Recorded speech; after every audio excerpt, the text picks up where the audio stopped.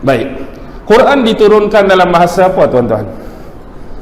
Quran kita turun bahasa apa? Bahasa Arab. Mana buktinya? Siapa imam tadi?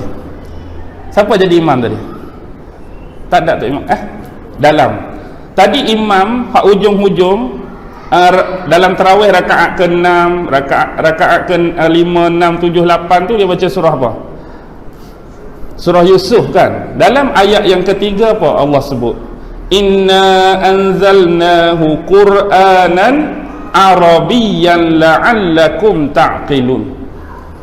Sesungguhnya kami menurunkan ia, iaitu merujuk kepada Al-Quran Arabiyyan, dalam bahasa Arab, la'allakum ta'qilun. Quran memang turun dalam bahasa Arab. Kitab-kitab sebelum ni macam mana? Yang kita ketahui, kitab Taurat turun pada Nabi Musa dalam bahasa Hebrew, Ibrani.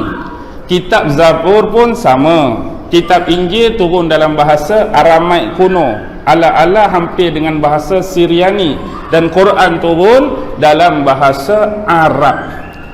Apa kelebihan, keistimewaan yang dipunyai oleh bahasa Arab?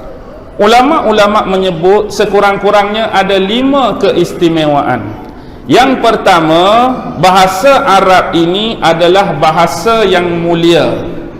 Bahasa Arab, bahasa yang mulia, diturunkan oleh Allah kepada kitab yang paling mulia, dan kitab yang paling mulia ini diturunkan kepada Rasul yang paling mulia, Nabi Muhammad sallallahu alaihi wasallam, dan diturunkan melalui perantaraan malaikat yang paling mulia, iaitu Jibril, dan diturunkan di malam yang paling mulia, malam Lailatul Qadar. Ada 5 kemuliaan. Bahasa Arab tu mulia, Quran tu mulia, Nabi tu mulia, Jibril tu mulia, malam diturunkan pun mulia.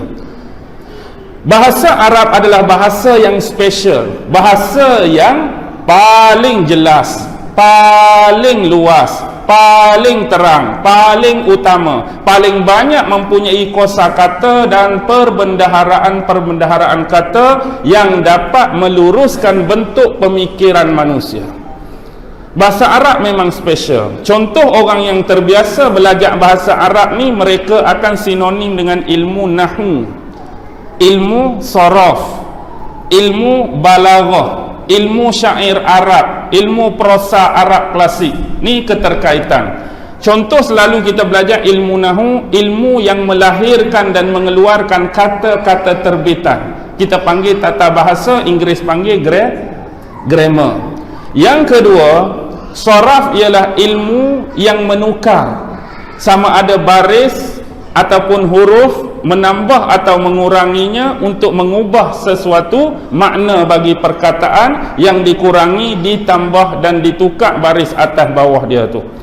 Ilmu balaghah disebut ilmu retorik, ilmu kesenian bahasa, yang dalamnya ada 3 lagi ilmu besar: ilmu bayan, ilmu ma'ani, ilmu badi'. Itu baik.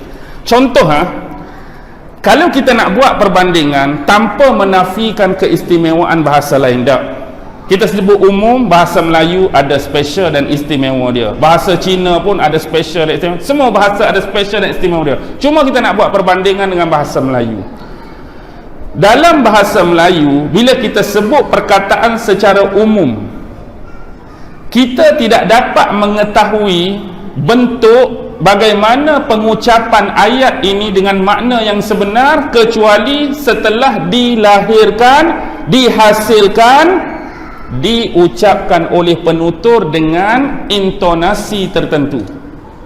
Tapi bahasa Arab tidak perlukan semua ini. Contoh, kita ambil perkataan makanlah, umum, makanlah. Tetapi makanlah ini dia perlu ada penutur dengan intonasi tertentu untuk tengok dia ni dengan gaya lembut dan mengalu-alukan ke, dengan gaya marah ke, dengan gaya menyindir. Contoh, kalau kita buat gaya lembut dan mengalu-alukan, Ustaz, boleh ke saya makan? Oh, tak ada masalah, makanlah, makan. Itu lembut mengalu-alukan. Kalau gaya marah, Nak makan sangat, makan. Intonasi tu mungkin marah, mungkin menyindir. Mungkin marah, dah nak makan sangat, makan. Tu bukan suruh sebenarnya tu. Sindir, bukan suruh makan. Perkataan makan tu macam anak kita minta, bapak nak pi mandi sungai tak? Nak pi sangat, pilah pi tu bukan kata suruh pi. Tapi tekanan pada pilah pi tu larang. Jadi bahasa Melayu dengan bahasa mudah, makanlah tu dia boleh jadi situasi berbeza mengikut intonasi yang diucapkan oleh penutur. Selagi penutur tak sebut, kita tak tahu apa condition dia. Tapi bahasa Arab berbeza tuan-tuan. Dalam Quran saja kita tengok Allah sebut macam ni, kita tahu ayat ni ayat yang mengembirakan. Bila kita baca macam ni ayat yang menggerunkan. Kita baca macam ni Allah sindir, kita baca macam ni Allah marah dan murka, kita baca macam ni Allah menyarankan kita melakukannya, kita baca macam ni Allah menegah kita. Tanpa perlukan kepada penuturan, bentuk ayat tu pun dia sudah boleh menghasilkan condition dan keadaan yang diperlukan. Itulah hebat kesenian balaghah, kehebatan ayat-ayat Al-Quran. Baik, kita ambil contoh daripada seni dan balaghah yang terhasil ini tuan-tuan, dicampur pula dengan penghayatan. Kita tengok penghayatan ni boleh menghasilkan sesuatu yang besar dalam kehidupan dan peribadi seseorang. Contoh, bila turun saja surah Al-Mudassir 6 ayat tu, ya ayyuhal mudassir qum fa'anzir, sampai ayat ke-6, apa reaction yang ditunjukkan oleh Nabi Muhammad? Apa reaction yang Nabi Muhammad tunjuk bila turun surah Al-Mudassir? Nabi buang kain selimut dia, keluar daripada rumah, terus pergi berdakwah. Maksudnya kesan daripada ayat tu, penghayatan daripada Rasulullah, dia boleh menimbulkan sesuatu yang besar dalam kehidupan seseorang sebab memahaminya. Tengok bagaimana cara pengislaman Sayyidina Umar bin Al-Khattab. Asal hari tersebut Sayyidina Umar turun daripada rumah, keluar daripada rumah dengan niat untuk pi bantai, untuk pi bunuh Rasulullah tuan-tuan. Tapi di pertengahan jalan ditakdirkan dia bertemu dengan salah seorang kenalan rapatnya. Kamu dalam keadaan macam ni nak pi mana wahai Umar? Aku nak pi jumpa Rasulullah, aku nak pi bunuh dia. Apa saranan sahabat dia? Sebelum kamu ambil tahu dan campur tangan hal orang lain, ambil tahu hal adik-beradik kamu sendiri. Pasal apa pula kamu cakap lagu tu? Aku duk dengar cerita, dapat khabar adik perempuan kamu Fatimah binti Khattab dengan suami dia pun dah mengikut dakwah Muhammad. Asalnya nak pi sana, U-turn. Bila U-turn pi rumah adik dia, sebenarnya ada sahabat Khabbab bin Arah duk mengajakkan ayat-ayat Al-Quran yang baru turun. Jadi bila dengar suara Umar, sembunyi semua, pakat lari. Akhirnya ringkas cerita sampai ayat tu kepada Umar. Surah apa? Surah apa tuan-tuan? Surah Taha. Taha ma anzalna alaikal Qur'ana litashqa illa tizkiratan liman yakhsha. Tu dia baca sampai ayat 7. Habis ayat 7, apa dia sebut? Alangkah indahnya kata-kata ini dan alangkah mulia ayat-ayatnya.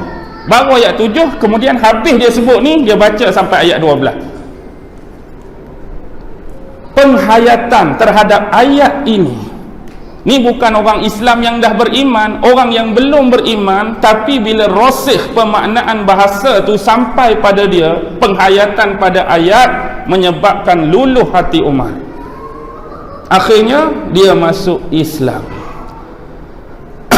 Gambaran lain yang saya boleh bagi, apa yang berlaku tuan-tuan bila turunnya kepada sahabat-sahabat di Madinah, konteks terakhir ayat tentang pengharaman arak. Ayat terakhir konteks pengharaman arak, apa yang berlaku kepada sahabat-sahabat? Mereka ambil tong arak, kendi arak, apa saja arak, buang terus.